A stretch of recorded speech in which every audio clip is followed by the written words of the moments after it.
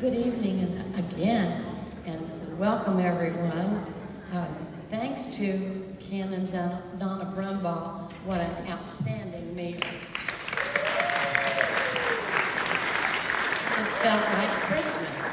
And that might be why you're hearing the Christmas music. We are honoring Miss Christmas of Bedford, Miss Pat Hutchison. So with that, I'm going to get started this evening. My name is Adele Bowden-Lee, and I am your MC for the evening. And my first guest is, he doesn't need introduced. This is Steve Warren. He needs to get away quickly because he's going to a ball game. So, Steve, would you like to come up?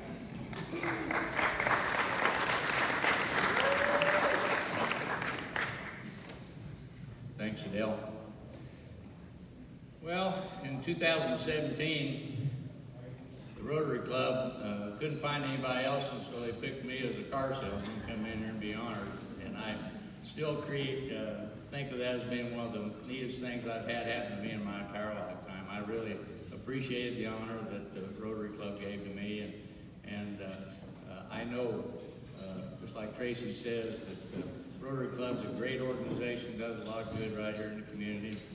And although I've been a Lion since 1987, there's an awful lot of things that we do here in this community together as two good clubs. And so I very much respect the Rotary Club, and I'm glad to have this opportunity to come and talk to you a bit tonight about my old friend.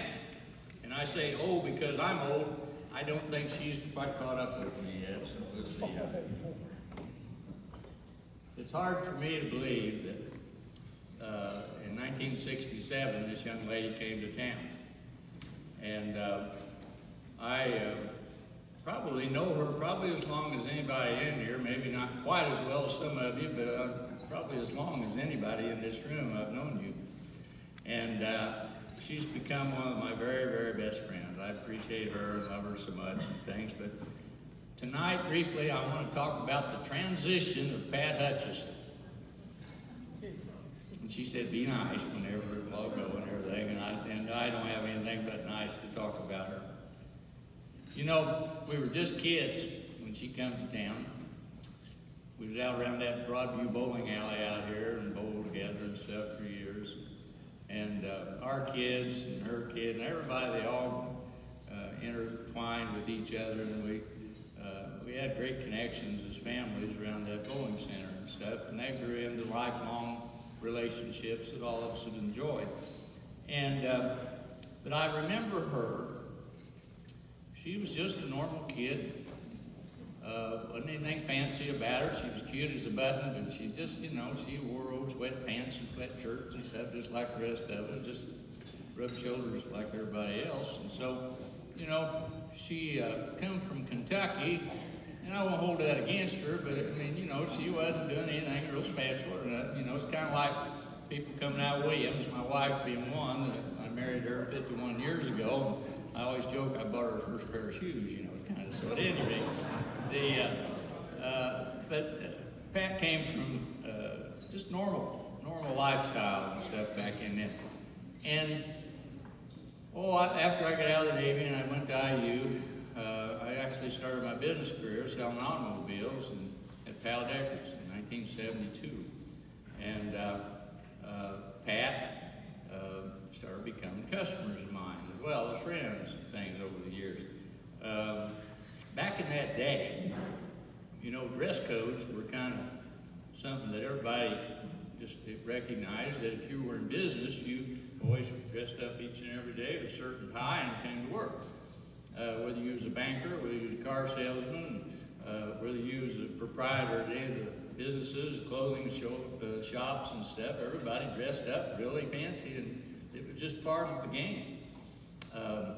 And I was no different. Pal Deckard, whenever he got me to sell cars, the first thing he did is give me some money and sent me to the clothing store to buy 3 suits so I'd have stuff to wear. And I hadn't planned on dressing up for tonight, because I'm going to go to a ball game here in just a little bit. But I thought about, from where we came from, this is the way I was dressed all the time whenever we first met and stuff when my business career started. And that's kind of where I'm going with this thing to talk about. When she started her business career, she had long been doing this calligraphy and things, and she did a lot of stuff for me early on in my business and stuff, made drawings, and I had her make stuff for me, but every time I got any correspondence from Pat, it was always a work of art. You know, that calligraphy was just absolutely beautiful. And I love those things, and I've still got a fair number of those things that I've retained over the years. But Pat was pretty casual, I have to say, even back whenever she was first starting in business. But I'm telling you what, within a few years, there was nobody in Bedford that I can think of changed more than Pat Hutchins. She became the most beautiful gal. She was always dressed to the kill. I see she was just the epitome of being a businesswoman. She just looked great, and I was always so impressed with Pat, how she changed from that common little old gal that I'd met when we were just kids to where she became one of the very best and most beloved businesswomen that we have had ever in Bedford, Indiana.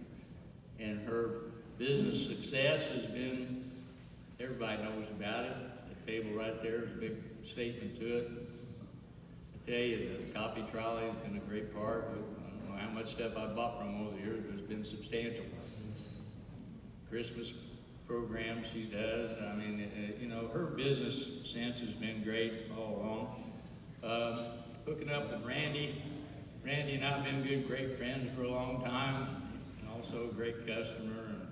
And they complement each other so well. And I'm so pleased to be able to talk about how Pat came from such a humble beginning, where she is today recognized as one of the treasures of Bedford, Indiana. I don't think that anybody would doubt that. We love you absolutely so much. And I dressed up just for you tonight. And that's all I've got to say about that.